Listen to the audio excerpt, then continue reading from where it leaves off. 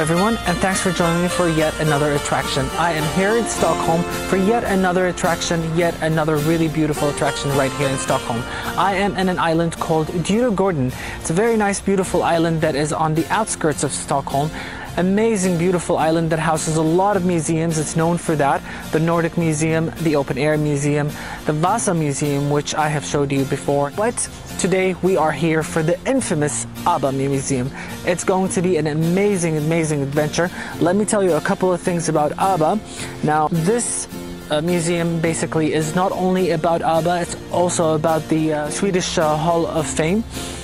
And also it says here that Abba has sold 400 million records for their musical Mamma Mia, which was very, very famous in Europe, the States, Japan, and a lot of other places. It's basically a play that's based on the music of Abba.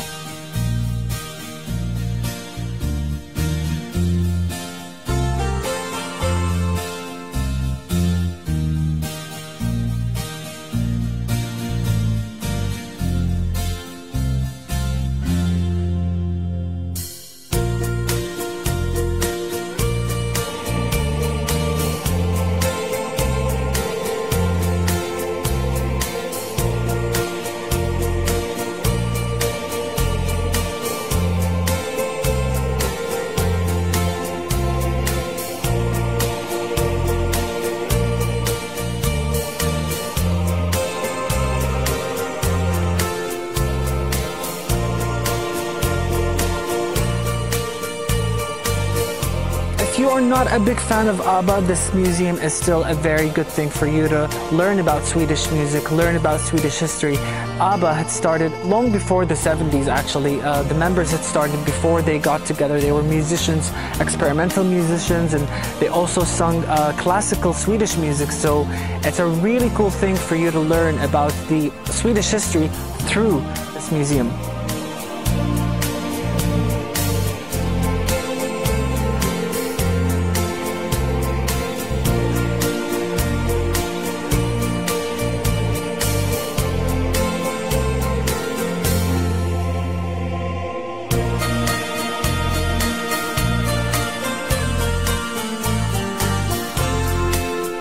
The cool thing about this museum also is that basically they give you this little recording thing that wherever you go, it'll know which section you're at, and your guide, your recorded guide, are actually the members of the group Abba. So it's really cool to hear their voices explaining their history and the cool things and the little funny stuff that they went through.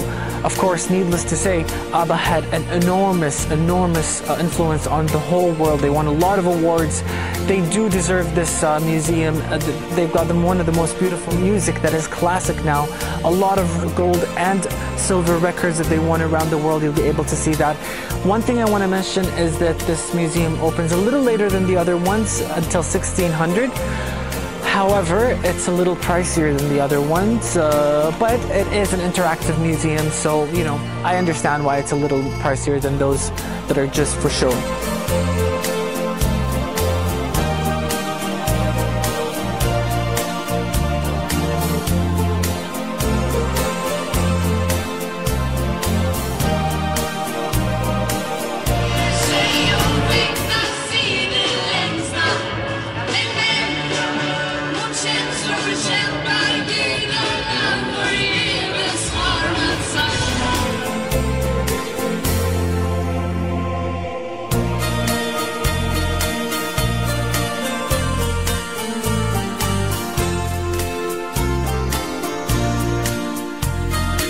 Like I said, it's a really beautiful island. After you're done with the museum, you can walk around. There's a theme park here that's quite famous. It's a really classic theme park with really cool things that you can just enjoy after being in closed doors for a while. It's a nice thing to be outdoors in that theme park.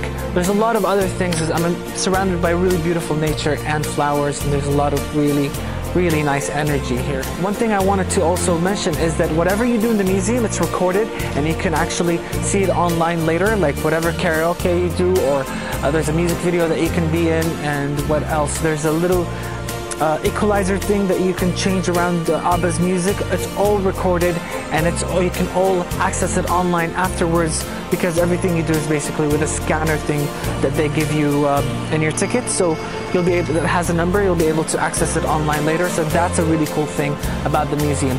If you're ever around Stockholm or around this area, do let me know about other attractions that